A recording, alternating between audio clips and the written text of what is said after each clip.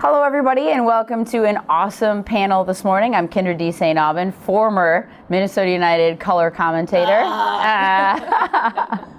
But I get the pleasure and honor of celebrating Women's History Month with 4 C-suite people in this environment. Pretty impressive to be amongst this group. And I mean, Maureen, you and I were talking about it before the cameras were rolling. This is a pretty amazing group of women right now, and where and how far it's come. We are really proud of this group of 4. When I look across the league and how far they've come, when I started with MLS, there were maybe only a handful of C-level women at the time. And I think now that number is close to 30, but 4 of them represented right here at Minnesota United. And we think that's something to be proud of.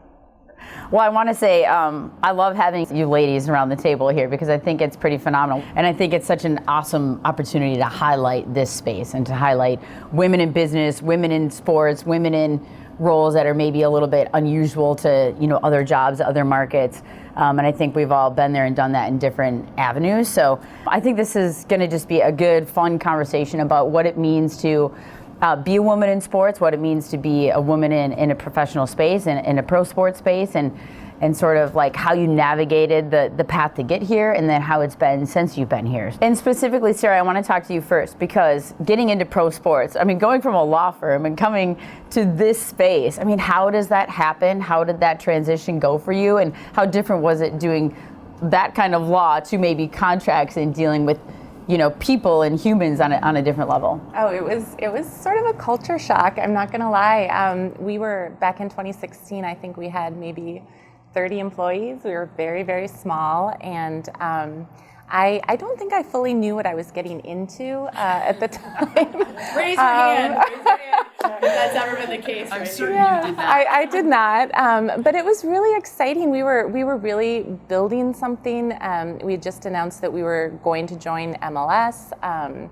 But yeah, I just kind of was thrown into the fire. I was doing both legal and all the human resources work, and there was a lot to be done. We were really in our infancy back then. And it was exciting because I think the work and the results were so tangible, which is very different from what I was doing before. I really felt like I was making an immediate impact day to day and really laying a good foundation for us to grow. So we talk about Women's History Month. Sometimes it's comfortable being uncomfortable, right? I don't know if any of you are on Twitter, but it's really cool sometimes to see Twitter blow up with women supporting women, women recognizing other women. Even in my industry, it's always about supporting. It's about building each other up. It's not about, yes, there's always a competition. There are other people that want your jobs, that want my job, but at the end of the day, everybody wants to succeed, right, at the end of the day. So when you hear Women's History Month, you hear International Women's Day, whatever it might be, what's the first thought that comes to your mind for you personally, or even maybe somebody that you have thought of that's come before you? You look back on your life, is there anything you'd change?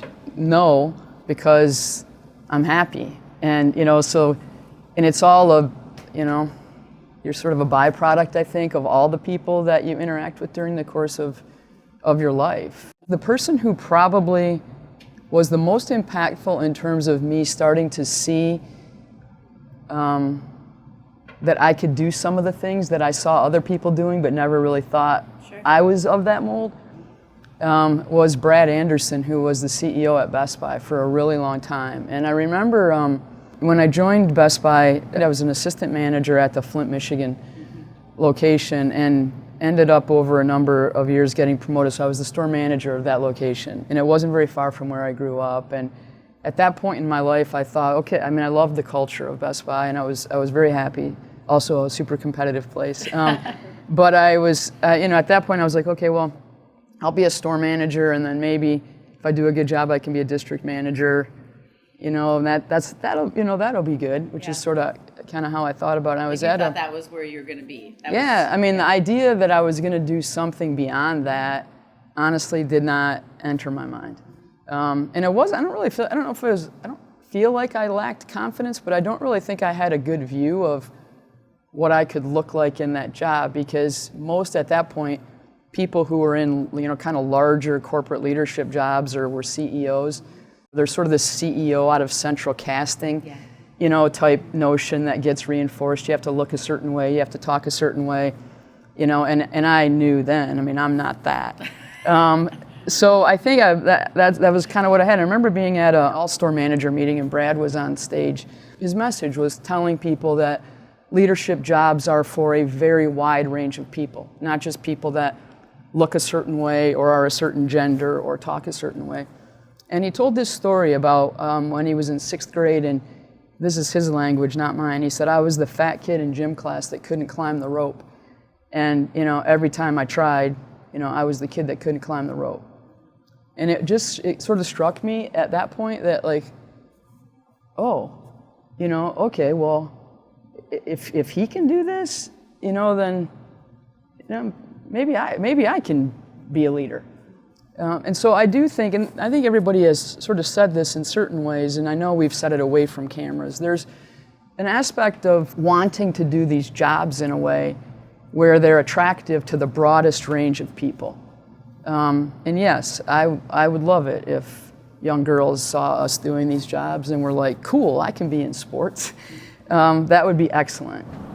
And sort of building off of what Sherry just said there it's kind of that whole concept of if you can see it, you can be it. And it can take all forms and all different shapes.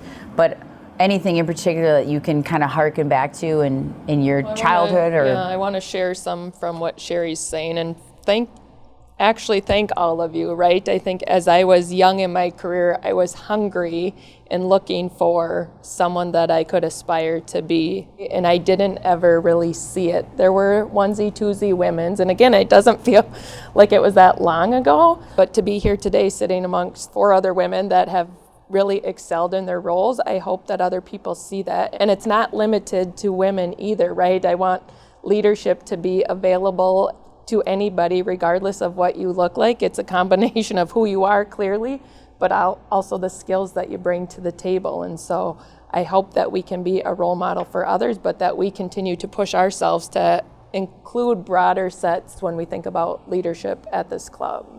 So does your interest ever get piqued when you see other clubs or other corporate or anything where there's women in leadership? Because I think we could all agree, we could all nod our heads and say it's about having the best person for the job, right? Regardless of, but sometimes it's about opportunities given to all individuals, regardless of where they come from, right?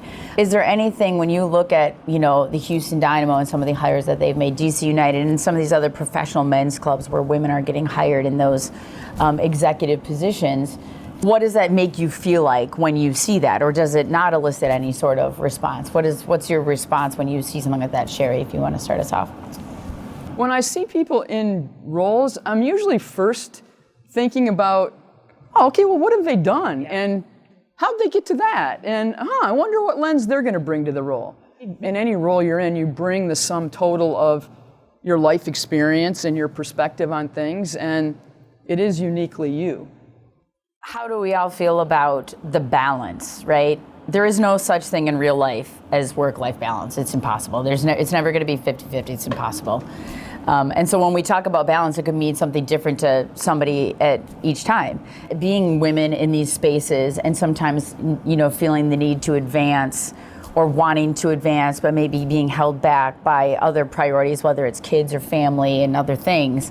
How have you all navigated that space? And Gretchen, I'll start with you. As you just said, you just took a couple months off. Yeah, I'm happy to start there. And again, I think it is hard to find balance, but it's doing trade-offs, right? Knowing when you need to lean harder or further into work at times and or harder into family at times. And I think, frankly, after my last corporate role, I got a little bit burnt out and felt like I needed to reset and really reevaluate who I was or who I am and what I wanted to do. So I had that time to do some of that. But then starting to work again, I was reminded how hard it is to be a working parent, but it was hard to figure out how to maintain that balance. Again, I hear you, there is no, perfect balance, but the amount of transactions that we process on any given day, those were a lot less when are you laughing because the finance person, the transactions, the transaction is making a lunch to get the kid to school, the transaction is paying payroll, the transaction is, right? I was reminded how hard it is to be a working mom, and potentially it was harder because I took that time off and I didn't have to balance that, but I think I'm a a better mom, a better employee when I have both of those. I feed my soul, my brain a little bit more when I can come into work every day and contribute in meaningful ways. And so I think having an employer or the club being flexible and leaders that are flexible and understand that we need to be able to allow our employees that balance. I think it goes back to understanding your people and your employees, right? To say they are going to need some time, or they just got off of a difficult situation, whatever that might be, or they need appointments for a parent or a child. Respecting that and showing empathy, I think, is really important. And so being able to balance that both at work and at home, I think, are super critical. Well, and I think it's so important to just emphasize to each their own. I mean, everybody, the way they navigate those spaces can be so incredibly different. And I don't even want to call it priorities, because that makes it seem like something is less important. But you just said what you're leaning into maybe a little bit more in that moment or in that time of your life versus a different time, or it could change day to day, week to week, hour to hour on what that looks like. Sarah, how about for you? Yeah, well, I actually had my daughter while I worked here, so I went through pregnancy and maternity leave. You helped give me my baby shower, which was amazing. Yes, it's been an interesting experience going through that. I think I don't know that I could have done it without Maureen, to be honest. You know, having a mother who I worked with, who gave me that flexibility and gave me that support. And that understanding going through that time was so important. And especially in sports, I think, a lot of women get into sports, and then sometimes if they become parents, they get out of sports. It's a very difficult industry, I think, to work in when you have kids. And that's one of the things that I think is so great about this group of women, is that just the flexibility, the support, the being able to be myself, and kind of all that goes with it outside of work. I think that's just been really critical in me being able to stay in this industry and stay in this sport, so thank you. Well, Sherry, I remember when you and I first had our conversation about why Minnesota United, because for a long time you weren't able to say yes to all the family things and the family activities. You wanted to be able to say yes more, and that was originally why you retired, right? But you stepped back into this space, different schedule, maybe some more flexibility. I don't know, you tell me, I don't know what your day looks like, but what kind of transition, and how have you been able to say yes more, and throughout your career and your life, how have you been able to find the balance with family? I would agree with what you said in the beginning, that I don't think the objective is balance. I think the objective is that the sum total of your life and where you get meaning in your life and what you're putting your passion and your heart and your love into has to work. And there have been times in my life where, Best Buy got a disproportionate amount of my time and energy, and, I ended up saying no to things because it's just, you just do. It's a constant series of trade-offs. You say yes, no. And when I left Best Buy, I knew there was a lot I was saying no to, and I don't have regrets over any of it, and have great community of friends and wonderful family. But I just was sort of, I think, maybe yearning to do more real normal life stuff outside of a corporate setting.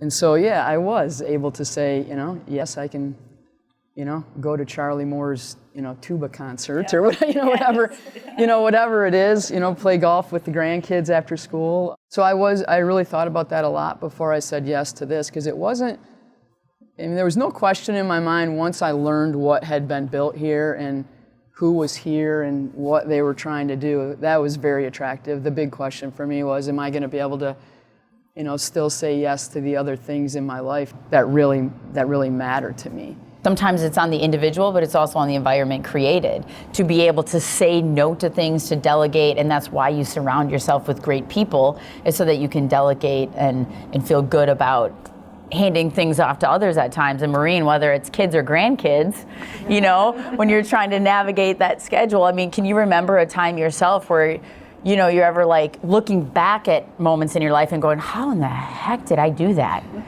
Sure we've all had those where even just that, it's like, how did we function? But you find a way to get through it. Is you ever now in this stage in your life, in your career, where you can look back and go, Well, as you approach empty nest, you get very reflective on the past and a bit sentimental too.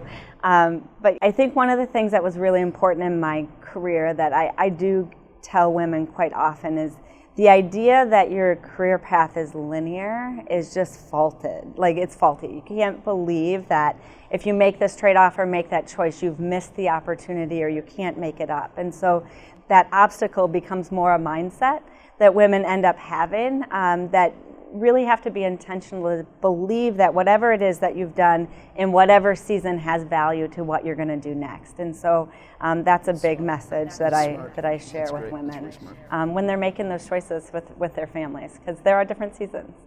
Well, thank you, ladies, for taking the time.